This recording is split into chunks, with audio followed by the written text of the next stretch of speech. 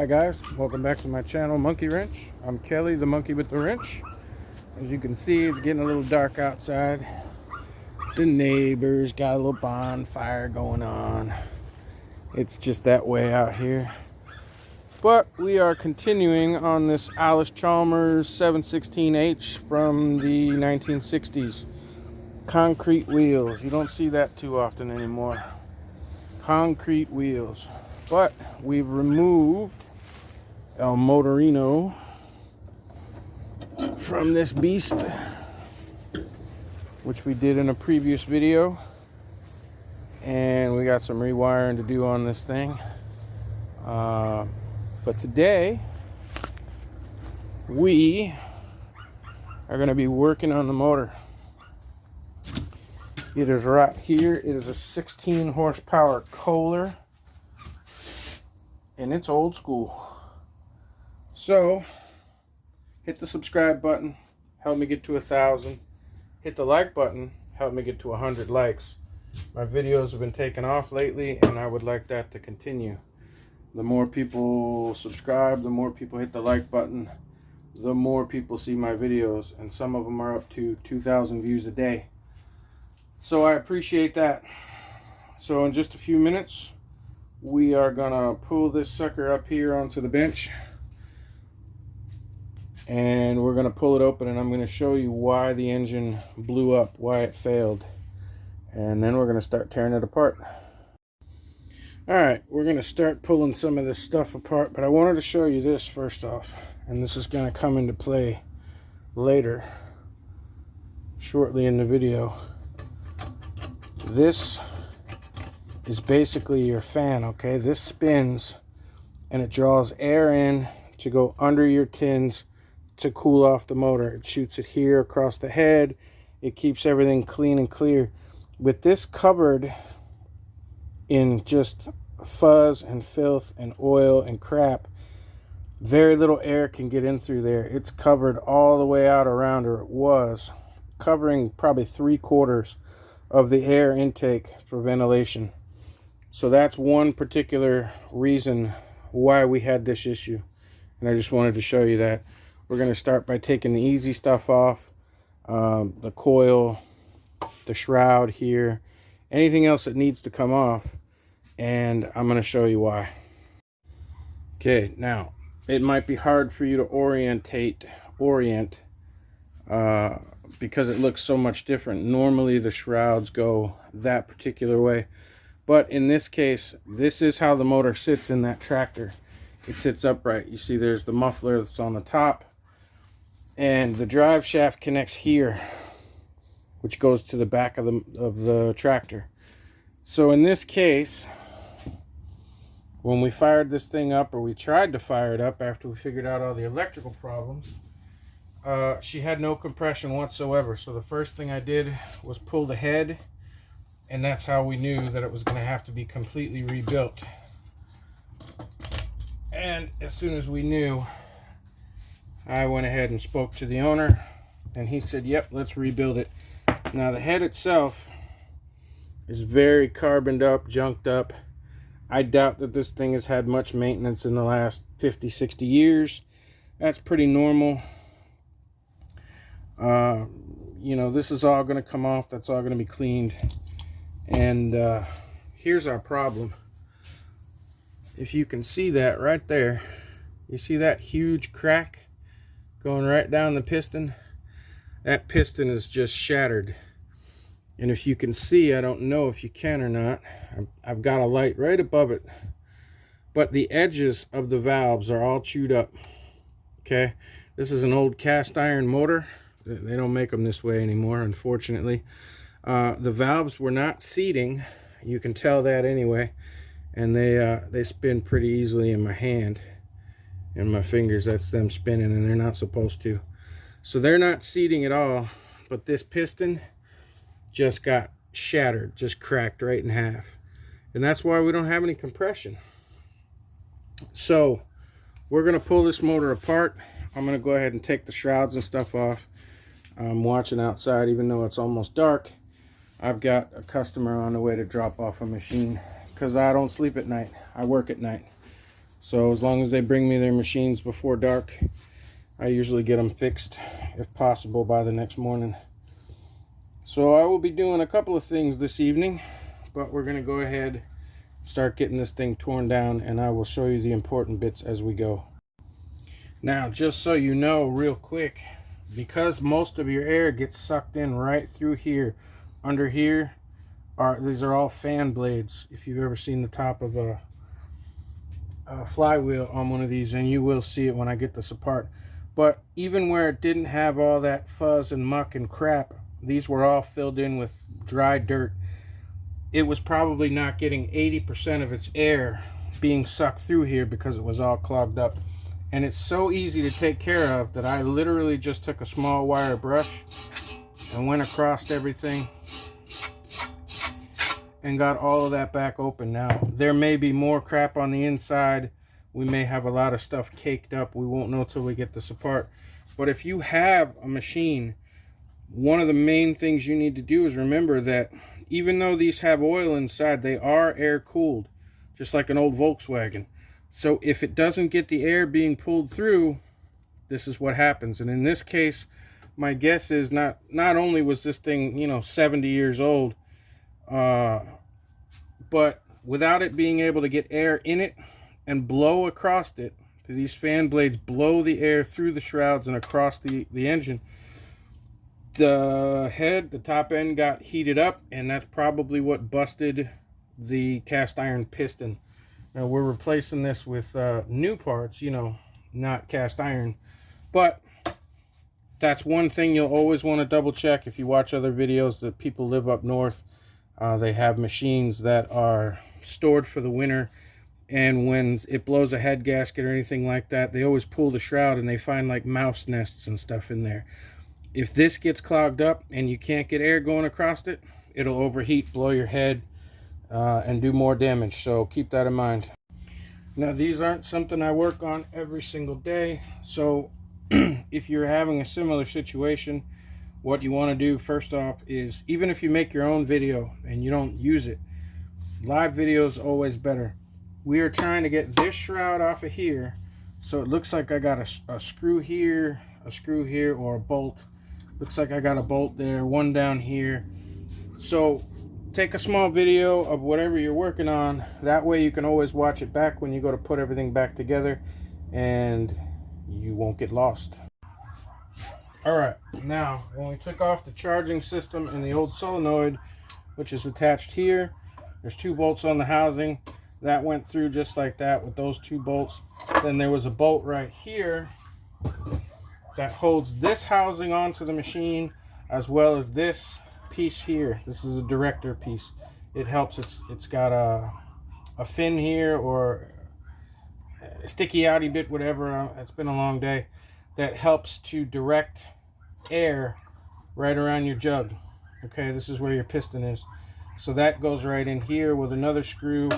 And down here on the bottom of the shroud, you also have a ground wire with male spade, it looks like. And I know we took a bunch of stuff off in order to disconnect this motor, so I'm documenting this for myself, that underneath where this screw is, these are 7/16. Make sure you put that ground back on, Kelly, so you don't get this whole thing back together and then go, I wonder why it won't start. Grounds make a difference. Okay, I wanted to fire this thing back up because I wanted to show you what's going on. Now I got all the bolts out of the shroud, of course. You know how to do that. Not real difficult. As soon as I move this thing, that's what I see falling down in there. So let's pull that out and see just how bad that is. All of that was caked inside of here, okay? And when I cleaned off the screen, it fell off from the inside. That's dry mud, and it looks like mud dauber nest in there, which we have as a Florida thing. I don't know if you guys up north ever have mud daubers, but they're a wasp-like animal that actually secrete like juice and mud that they ingest, and that's how they build their nest. So we got mud daubers in there. and we'll get that cleaned out. But you see the fins on there, the big cast iron fins.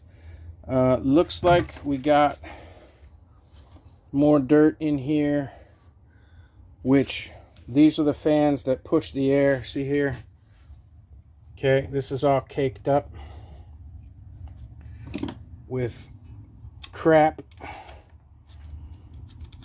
That's your intake for your carb. This thing is just full of mud. And that, it's even up in here in the fins. And that is why this thing got overheated. That and the lack of air being flown through and across. And she just got overheated. And instead of popping, which it might have, I haven't checked the head gasket. The head gasket actually looks a lot newer than the motor. That looks like a more of a modern head gasket here. So my guess is that somebody replaced that at some point. But it may have broken the head gasket as well. But she just got real hot and sheared that piston, just cracked it right down the center. And this is why you get all this crap in here and it can't cool off. And oil only does half the work to cool it off. Air does the other half.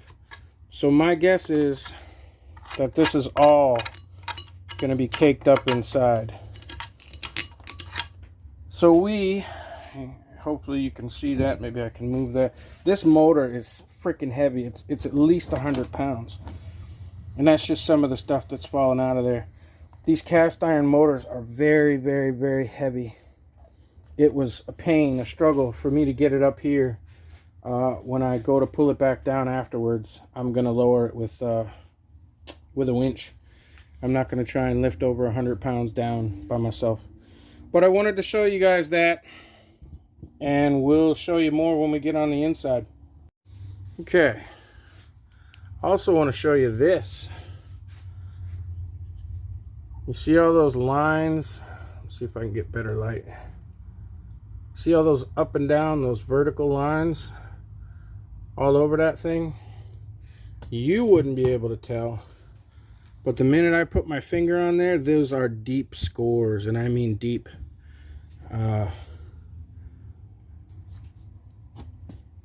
This thing had some serious issue even before the piston cracked. Those are deep scores. I don't know that we're going to be able to replace this. I don't know that we're going to be able to rebuild this engine. Those are very, very deep. Very deep. And there will be no compression getting by there. Even with the new rings, those grooves will still be behind the rings, and there won't be any sealing, and there won't be any compression. So this project might be DOA already. See if I can get you a better view of that. I'm trying to get light in there that's not too strong. And they go around all the way. There's one over on the left. We got them over here on the right. So I don't know what he's going to want to do with this thing. My guess, if I could get my light to turn off, my guess is when I turn this, you can see that everything's still working. The connecting rod, the cam, even the valve. The valves want to work. Obviously they need to be replaced, and we bought replacements. But the valves are working, the cam's working, we got good space here. It's just this, and I don't know that we can do anything with that. But we're going to get this information to the owner and try and figure it out. But there's your problem. That's why she failed after all this time. Alright guys, well, this is going to be a shorter video than I expected. I do not know. It is like 10 o'clock at night, and I cannot contact the customer until tomorrow. But what I do know is that this jug does not come apart from this motor. It's all one piece. I'm going to do some more research and make sure, I know that it breaks apart here and here to get to the lower end, but it does not look like the jug comes apart from the body of the motor. So it's going to be up to the owner as to whether he wants to. He's already spent the money on all the parts for the rebuild, and it's up to him whether he's going to try to have this machined. I mean, we can send it out to a machine shop and have them machine that back down and then put oversized piston and rings in. Otherwise, this may, I mean, anything's fixable. It just depends on whether it's worth something to somebody. You know, if you're working on a project and you want to fix something that's old, and you know, you just want to rebuild it for fun or nostalgia or whatever the case may be, it's up to you how much you want to put into it, how much money you want to put into it. I know he's already put a new starter and carburetor on it. He's ordered several $100s worth of parts in order to rebuild this thing, and maybe they sell an insert that'll go into the jug and make it undersized. I don't know. But I'm going to end this video here right now, and we'll be posting it. And I'll let you know. I'll do a follow-up video. If he wants me to send it out to a machine shop and have it honed, and he wants to put in an oversized piston and oversized rings, then that's what we'll do. And there'll be another video on this, the rebuild of it. And if not, there'll be an update video. And I don't even know that we'll put it back together if he's just going to junk it. But I'll let you know. Thanks for stopping by. Be sure to hit the like button on the way out the door. Thanks. See you soon.